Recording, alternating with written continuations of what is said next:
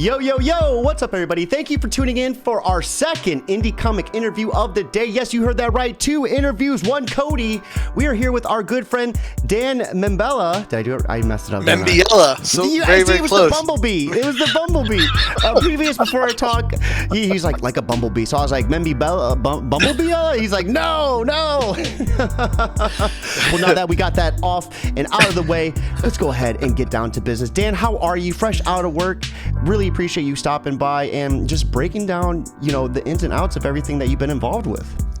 Yeah, I'm doing great, Cody. I hope that you're doing awesome. And I want to say before we get too far into things, I really want to thank you. I appreciate you so much for making this show and for making space for me on this show that you created. So thank you very, very much. I appreciate you for coming on. And look, I know on the socials that you're a dad, that you have kids, and I can tell by the way that you're supporting the people that come on your show that you're putting that dad energy into it. So like I can tell that there's a part of you that says, I got to take care of these kids. Like, oh wait, kids? No, these kids that come on my show, I got to take care of them. So even though I'm much older than you, I'm happy to be your kid. So thank you very much. We have Dan Price of Bigfoot Knows Karate in the chat. How are you doing tonight, Dan? Yeah, you're right. I mean, and surprisingly, a lot of people don't realize I'm 32, so I'm up there. I'm getting up there in the age. You're way down there, man. You're way down there. I'm trying. Yeah, man, I wish I were down there with you. I'm excited to break things down with you and just learn about everything that you've been involved with. I mean, you've had a work before under God. So let's I guess start with there. That'd be a good footing for us. Let's start breaking down where you first began. Yeah, so actually, I think you're referencing Good Agent, which is available on the on the application formerly known as Comixology, Amazon Kindle. But actually, before Good Agent in the 90s, I wrote some indie comics. It was, I was trying to break in, and it was paying work, but it really wasn't work that I was very happy with. It was bad girl stuff, but I was trying to put a spin on it and make it interesting for me. And ultimately I just said, this is not working out, because though I was, getting more and more work from these essentially 2 indie publishers, it really wasn't panning out as far as breaking into other publishers. And I was still sending out submissions, sending out pitches, and really wasn't getting anywhere. So I just decided, it must have been around 2000. I decided, well, that's it. I'm not gonna mess with this anymore. And then I just, I still into comics. I was always into comics. And in 2016, I tried out for the DC Comics Writers Workshop. And I didn't get into that, of course. But I loved the idea of working on. I was so excited again by the idea of making comics. And at that point, there was Comixology. There were so many new ways to just get your comic out there. So that's when I decided to go ahead and make Good Agent. So was the first comic, were you able to really do what you wanted to within that book? I mean, because Good Agent, it feels like there's a lot that you put into it, a lot of it potentially reflecting on, your experiences. But with the first take on the Bad Girl version, what was that like for you? So what I was doing in the 90s, it was so for instance, one of the books was I got to work for London Night Studios. And the thing that I probably had the most fun with, where I was given the most free reign, was a miniseries called Dark Razor. But it was still essentially it had to be sexy lady fighting, and the other company was Brainstorm Comics, and they were even more into it was sexy vampire comics. So then I was like, okay, well, you're enough of the sexy. I'm done. And I was always trying to I just read about this weird, esoteric mystical thing. I'm going to work that into the story. And essentially the publisher was like, yeah, but don't forget the sexy lady vampires. Yeah, it needs more boobs, please. That's really what the story is about. I'm glad you did all that research and found those neat things, but remember, it's a sexy lady comic. So how does it feel being able to put your own message into something? Because that it seems like you pride yourself on that. So that had to have been just a floodgate opening. Yeah. So then Good Agent was, I mean, I've described it as, it's like writing a manifesto, and I really think, like, if you're not making your comic in some way a manifesto, then what are you doing? Like, what are you making? You're just making a procedural thing. So by that I mean the things you believe in, the things you want to let people know about, the things you want to underline for people and highlight for people, whether it's how to treat another person, whether it's how to think about art, or whether it's some political statement, whatever it is, that's what you should be in your work. And yeah, Good Agent is like shot out of that canon. Like, Good Agent is all about, that. Even the structure of Good Agent, the first 4 issues are a sequential comic book story, and then a narrative that isn't really the narrative of anyone in the comic. It's kind of a prose narrative that sort of matches the comic, but it's just, a manifesto of concept. You're the writer and the artist on it. I mean, wow, like, that seems like such a heavy workload, but in that aspect, it seems like it would be a little bit easier to get your idea out there, that you're trying to write to, or potentially draw to. Yeah, definitely. It's very interesting because, so like I said, I've written full scripts, and then sent it to a very capable artist. The publisher has sent it to a very capable artist, and then I see it, and it's that wonderful alchemy of comics. Like, holy crap, they read my mind, and they saw it, things that I didn't think of, and that's that great synergy. Doing it yourself has other weird, interesting things where, like, I can see the art. When I'm gonna do the art, I might see the scene in a slightly different way, and then say, "Oh, backtrack to the story. This is going to be a thing now that happens in this because of just the way I saw this," or, "Oh, the way this paces out." So it really, it just like a script, or just like pages separately, can evolve as they go. Doing it together, they also evolve in a different way, like a unified way. I did a very poor job explaining that. No, I you're fine. apologize, You're fine. Sorry. So, what comes Don't first? unsubscribe. Don't unsubscribe just because of me, please. If anything, subscribe twice. Resubscribe. So let's start breaking down your process. Do you come up with the idea first? Do you draw first and then write to it? I mean, like, how's that process work for you as the writer and the artist? It's very much the traditional way. So I come up with I have the idea of what I want the story to be about. Then I flesh out a full script with dialogue. And then I take that script and I mark it up and make thumbnails and do the art. But then I get to then have the leisure of saying, like, I don't ever have to worry, like, is my writer gonna not like it if I do this? Or, like, I never have to say, like, is my artist gonna understand? Be your own worst critic, though, right? Yeah. Is it hard to, like, do it and you're like, this ain't good enough, let me redo this? It's just, I can only say it must just be exactly the same process as 2 people doing it, except it's funnier that, like, when in Good Agent 5, a big important part of the story happens in the landing in a stairwell. And what a horrible place to put a story. Like, what a terrible visually, like, no matter what you're doing, you're drawing stairs. Like, there is no angle where you don't have to draw these stupid stairs. So yeah, then you're just mad at yourself. Like, this writer sucks, and that guy that sucks is me. Like,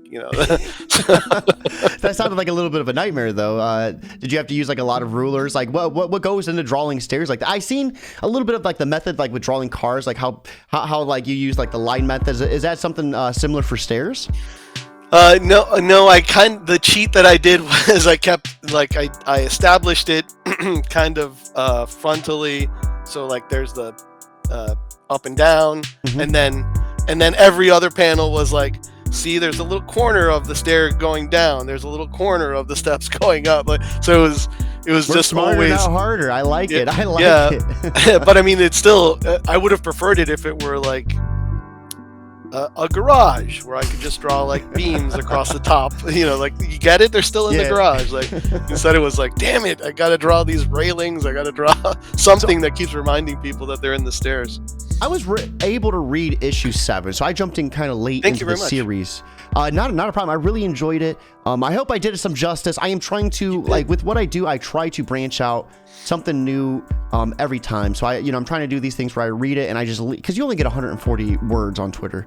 I'm hoping to eventually get the time where I can sit down, maybe bust things out a little bit more in depthly. I'm looking to try to really capitalize on that.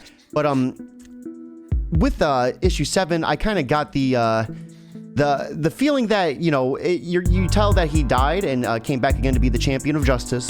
So now, issue 5 is he dies in he dies in that stair scene. That's why it was an important scene. Like, that's where not he only dies. did the stairs kill you, but also him. It was a double homicide. So let's break down issue 6 though. What brings him back as this champion of justice? So issue 7 really, and I'm not sure if you noticed, issue 7 has a scene where Manny and Fatima are talking in the car, it's the police? just the silhouette of them in the car, but behind them there's grayed out panels of someone coming in and murdering him in a hospital bed. That's from issue 5. Which it was the police, right? Yeah, he was a police officer as well. Yeah.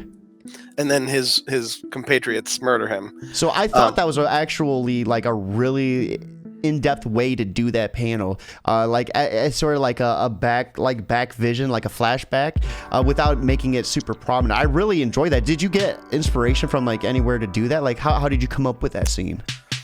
I made it up. No, I'm not sure what prompted me. I wanted to show.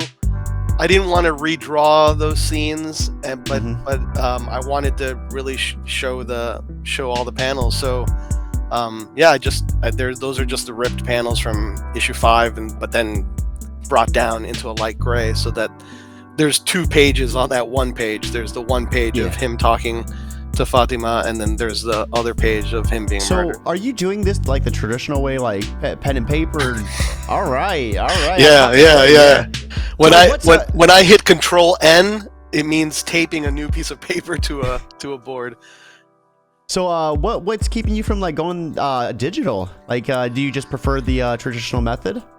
Well, I mean, I think I probably will branch out to digital at some point. I do prefer right now I prefer the traditional method. Initially, I thought that any new obstacle I had to overcome, to learn, was going to get in the way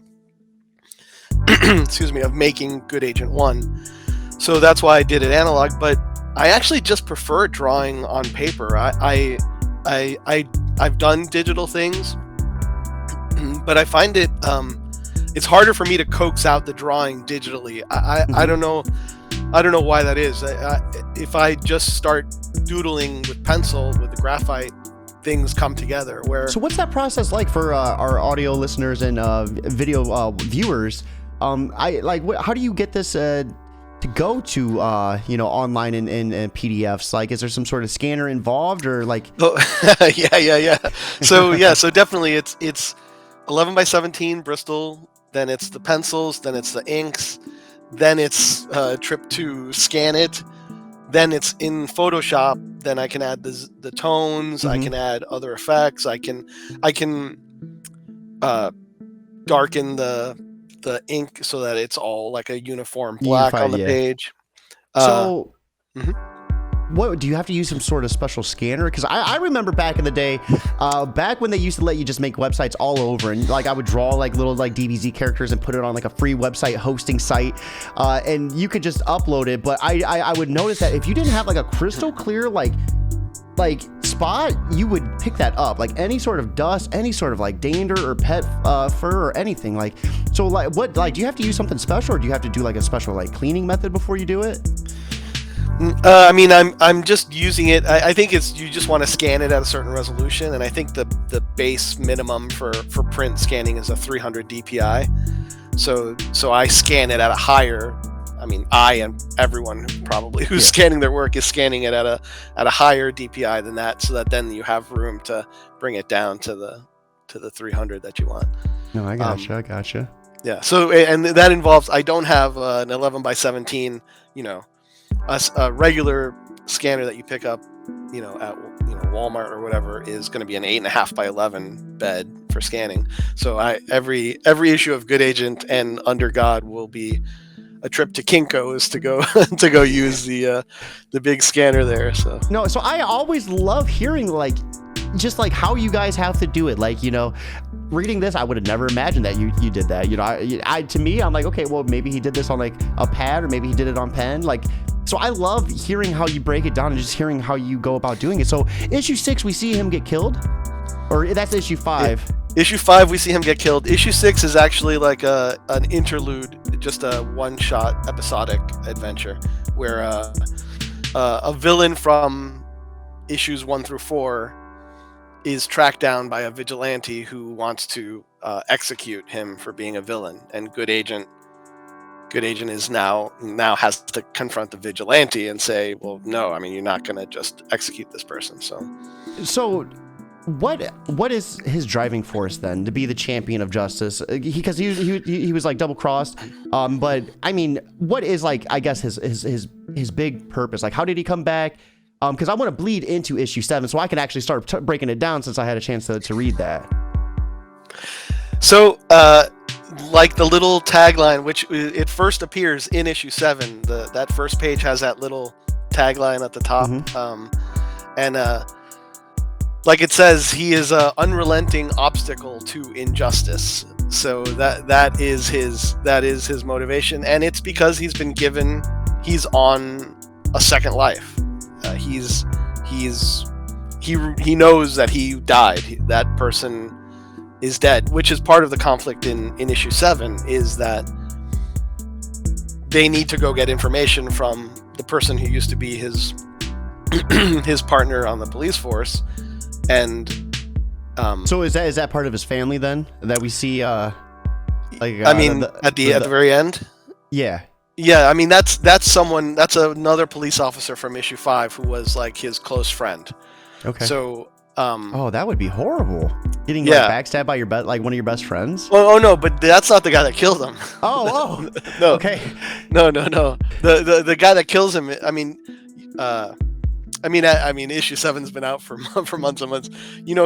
The guy that he doesn't want to go see at the end, and then Fatima says, you have to go see this guy. Yes, I got you. That guy is the old, and then he says, so it's he's torn between his old self and Good Agent, and then he's this new third civilian person who isn't his old self, and he's not Good Agent. And this person says, these two sides don't need to meet. This old friend of mine, or old person in my life, important person in my life, does not need to know that Good Agent is a thing, that I'm still alive. Mm-hmm. So that's the conflict in the issue. That is some deep conflict. I mean, so any personal experiences that were, I guess, placed in this book, or any sort of lessons that you learned along the way that you kind of started portraying in this, or did you save a lot of that for Under God? Well, I mean, I think there's a thing that is in Under God that is, I hope, comes through in Good Agent, is a concept of it's never inconsequential to do good. It's never the smallest amount of good is still worth doing, even in our real world, where everything is a hellscape, and everything you can rationalize, well, I shouldn't do this because it's not going to matter because everything else sucks. Well, no, it does matter. It does matter, and it could be a ripple. It's a ripple effect, right? Yeah, exactly. All it takes is one good deed, and that could set off a whole chain reaction of them. Exactly right. So it's that concept. I've been calling it incremental good. That no amount of good is inconsequential, that you should always take a stand and do what you think is the right thing, even if it's a tiny thing in a totally unjust society. It does matter. That could be the butterfly's wings that changes the entire situation. Yeah. So I mean, Good Agent, he is one bad lad. We see him freaking jump on like an armored vehicle. What is this man capable of? Does he have any superpowers, or is he just out there taking down injustices left and right? Yeah, he's just jumping on cars. You know, you got to speed up. To jump on an armored truck, you first have to be on the hood of another car and speed up towards it, of course, to jump up. Like, no, he's just a street level guy. I mean, and the most fantastical thing is that he has this second life. Is he able to die again? Is there like any consequence for him? Yeah, Manny could die again. Yeah, definitely. He's not immortal at all. Because he was like, it was insane, and I got to give you kudos for being a one-man team. Like the way you were able to visualize, like especially when the driver's like, oh, what's he gonna do? And then like right when he was mid-talk, you see Manny open the door and like surprise, and then someone's opening gunfire, and it was like, wow, this dude is like brushing death left and right. And I just wasn't sure if maybe there was some sort of, it just seems like he just has a large amount of brass, for lack of a better word. Yes. Maybe that's what brought him back to life is metallic content. So there's issue 7. Do you have issue 8 out already, or is that something still in the works? Issue 8 is issue 8 and 9 exist as just scribbles of plot points that have to exist in the story. So they don't even exist as scripts yet. So, I gotcha. Under God's gonna happen, and that's gonna take up still a good amount of my time till I should have fulfillments out of the physical copies by September 1st. That's the plan, and then I actually want to work on another project, just a 22-page one-shot that I want to do with a totally different character that doesn't tie into Good Agent or Under God. A story about mortality, and that is with an immortal character. So it's about mortality, but it's with an immortal character. And then we're getting Restless Spirits Part 2, Good Agent number 8. Ooh, let's go.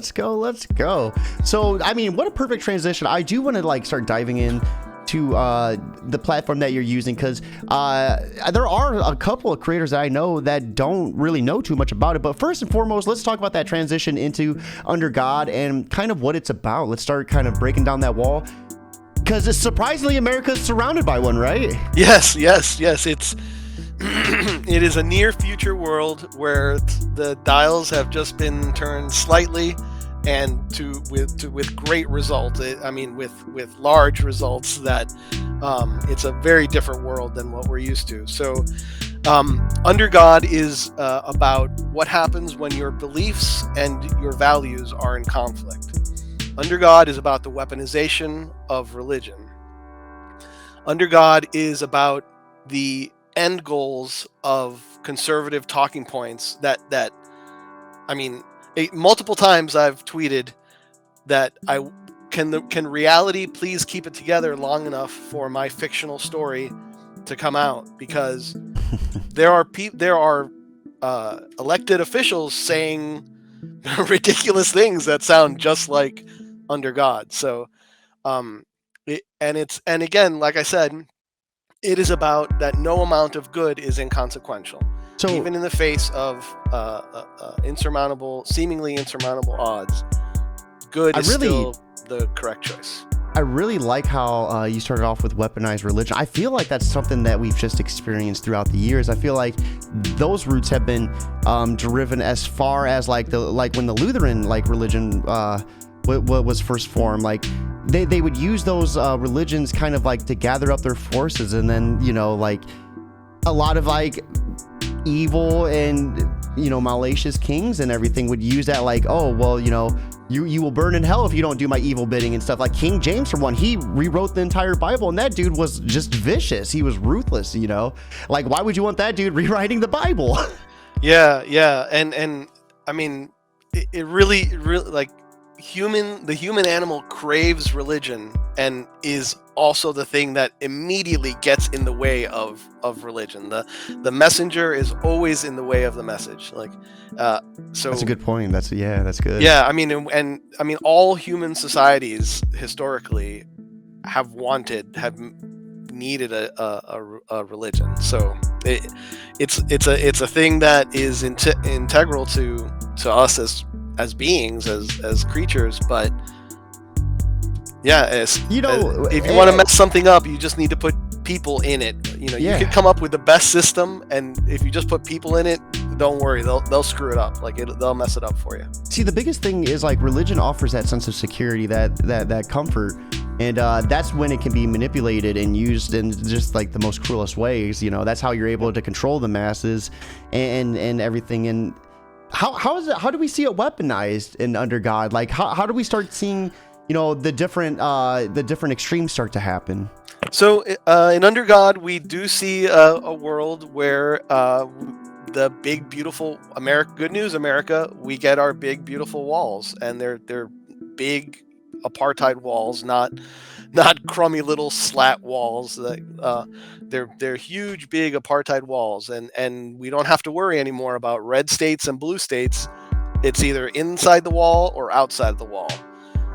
And like all good God-fearing cultures, the people inside the wall value charity, so they give charity to the people outside of the wall. Well, a very privileged person in that society has the distinct honor of being part of that charity ceremony, and things go wrong, and she's not able to return back, and now she has to stay with the unbelievers on the other side. So how is she going to survive with those people? And also, like I said, she's a very privileged person. She's the very best that her society could create. Mm-hmm. So now she's been given a set of beliefs and a set of values, and when she goes on the other side of the wall and she sees that what she's been told about those people and their situation and how it connects to what her society has done, those beliefs and values are in conflict, and she has to make a choice. Unlike the real world in comics, people have to make a choice. In the real world, people can just say one thing and do another thing, and then you get $1 million. But not in comics. In comics, you have to draw the line. So what type of beliefs do we see her have to experience and change?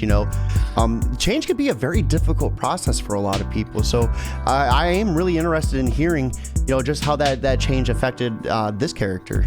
Well, so her values are essentially, and again, I want to express, because in early tweets about Under God, I use the term theocracy. So her society is a theocracy.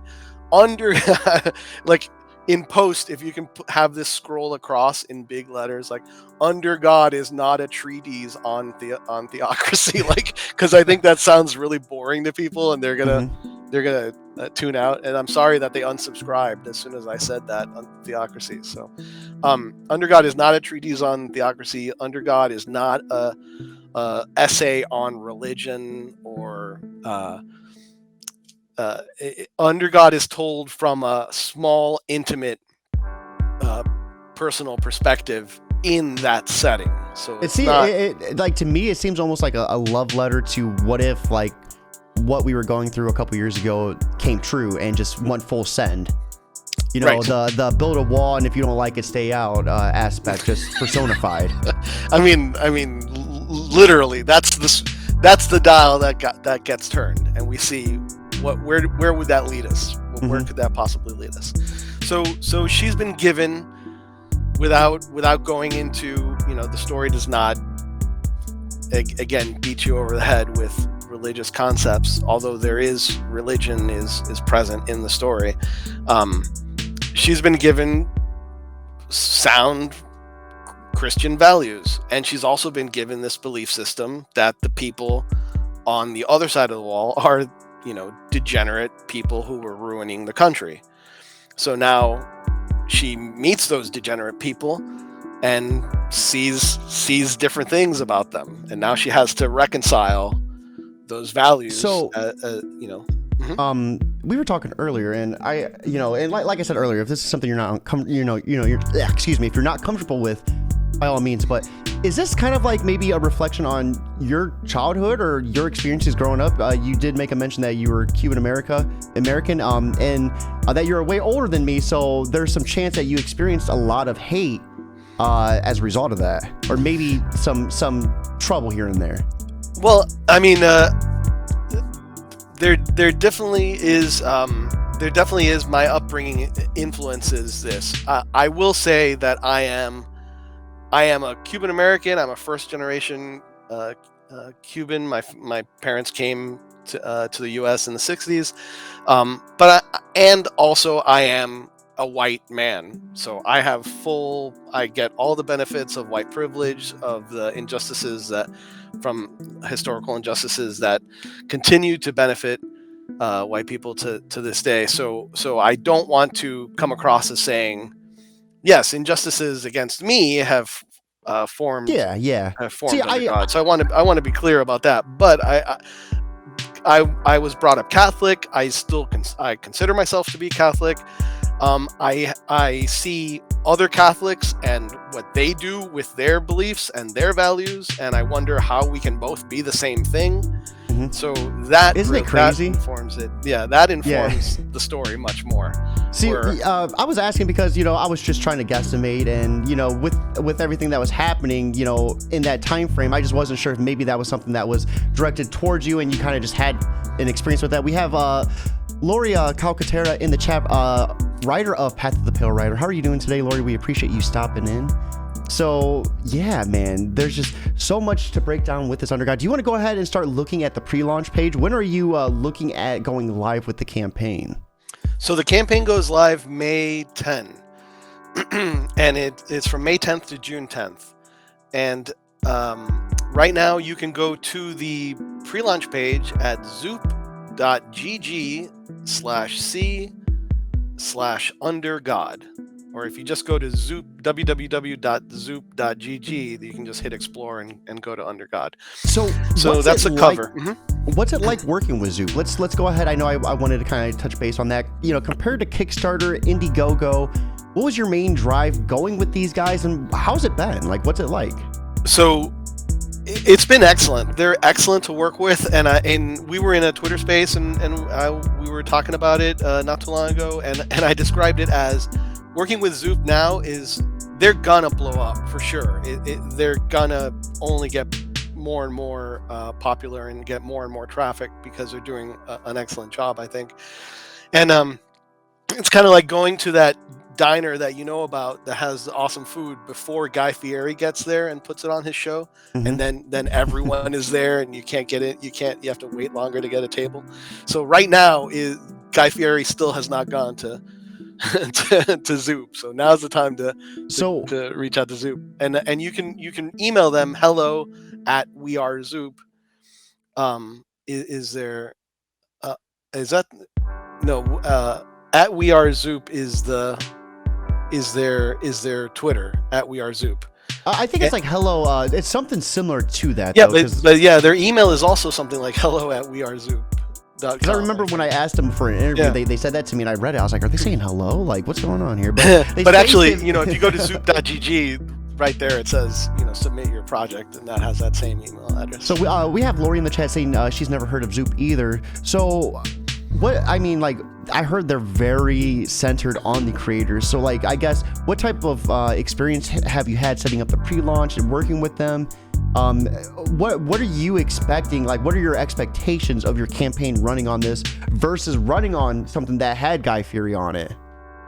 So they're excellent to work with, and they're very responsive, and setting this up and setting up the folders with all the JPEGs and items that are going to be on the live page was super easy. And if you ask a question, you get within 24 hours or less, you get a live person who has read your email and not responded just like an to automated you. response. Yeah, awesome. You don't get check the forum for your for your I question. Checked it. I already did. I don't want to check the forum. So they're excellent in that regard. It's just been super easy to work with everyone there at Zoop. And I have so the question was, how's it been? That's how it's been. Yeah. Excellent. I'm enjoying very much working with them. I also know that this is my very first crowdfunded project, and so Good Agent has issues 1 through 7 out on Amazon Kindle. And I've been working on that all this time. So I feel like Under God is my very best project so far. It's going to be the nicest looking, just the best piece that I've done. But since I'm totally unknown, I'm setting everything just as very low as possible. I just want to not lose money printing these books.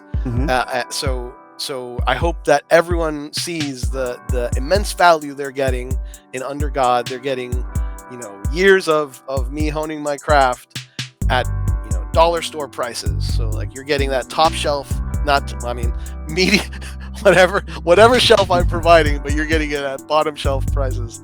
So I hope everyone enjoys this, because I really have worked very hard on Under God.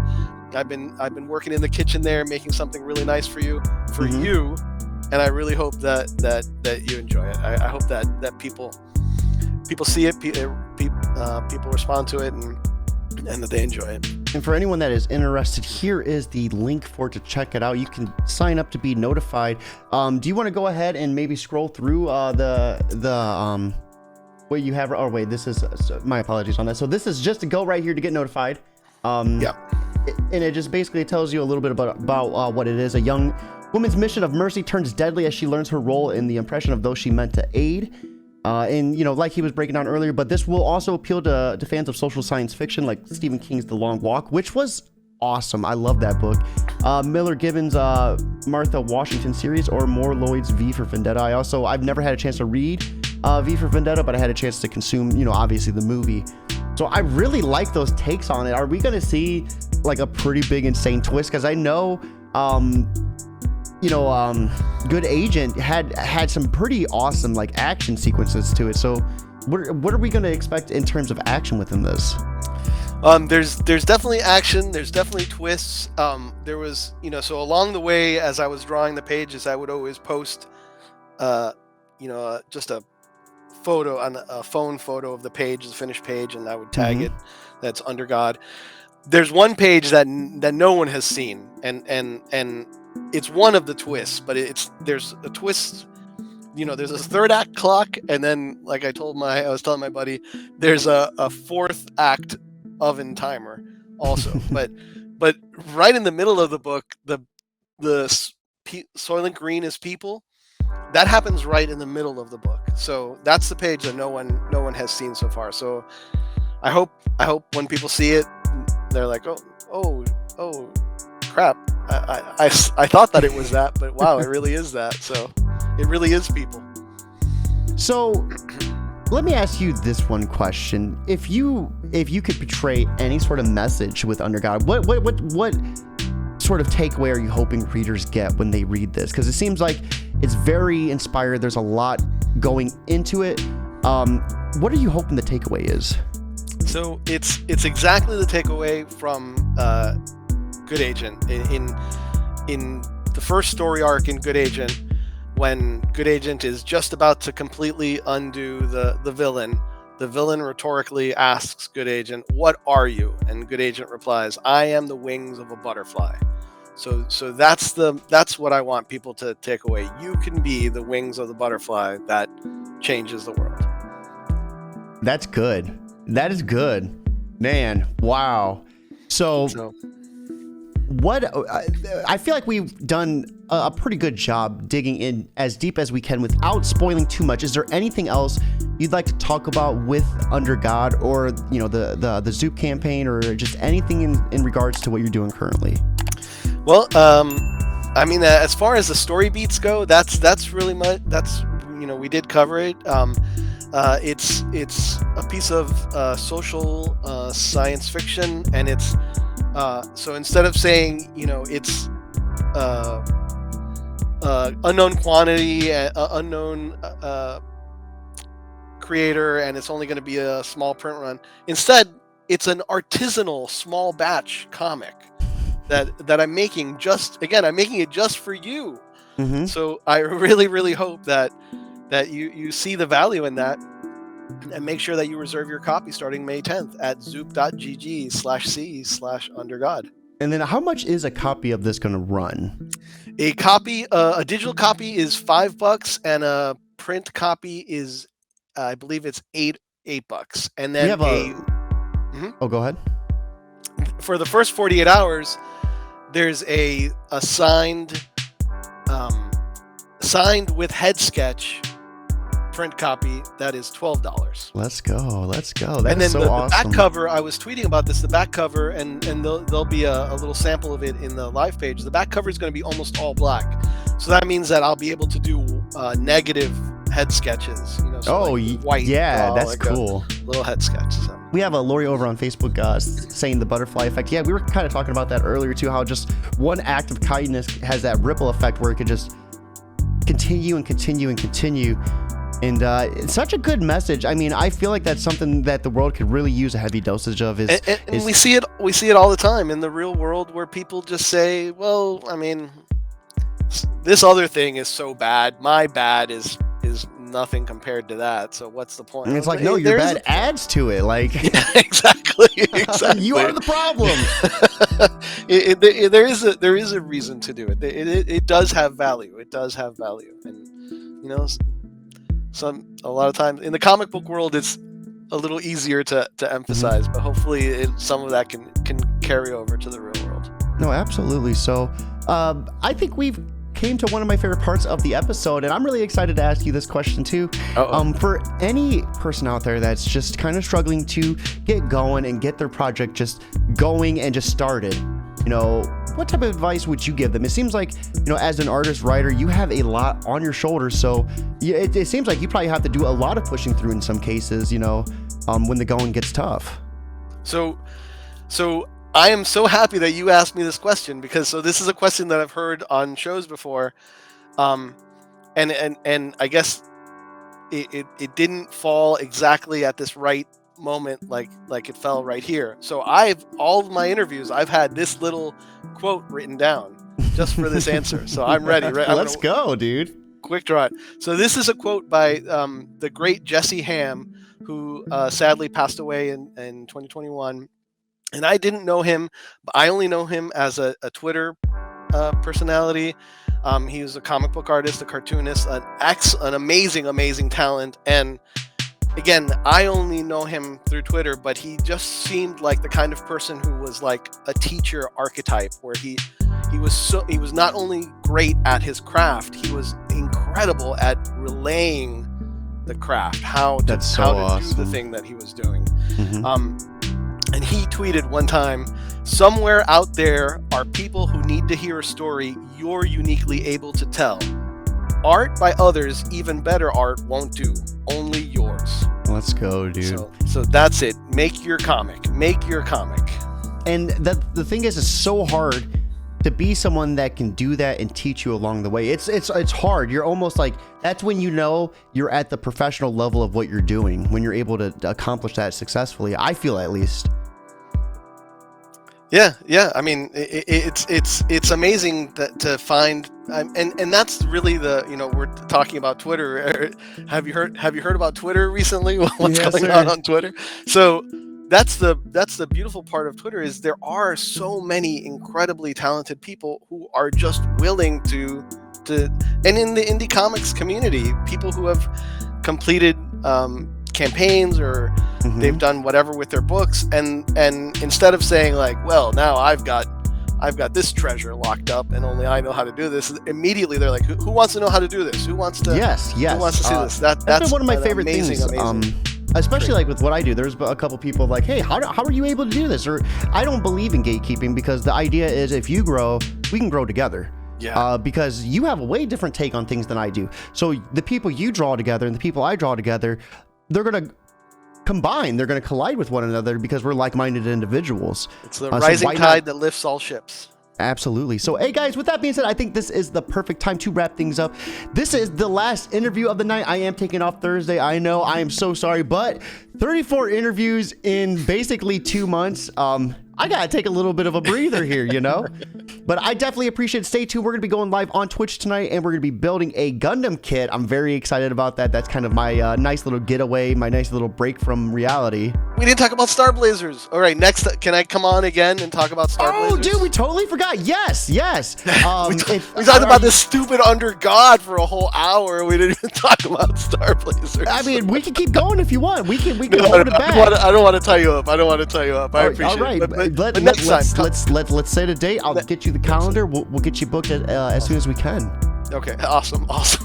But with that being said, guys, we are going to be wrapping it up. Stay tuned. If you're in the Discord, we're going to be doing Moon Knight episode 5 tonight as well.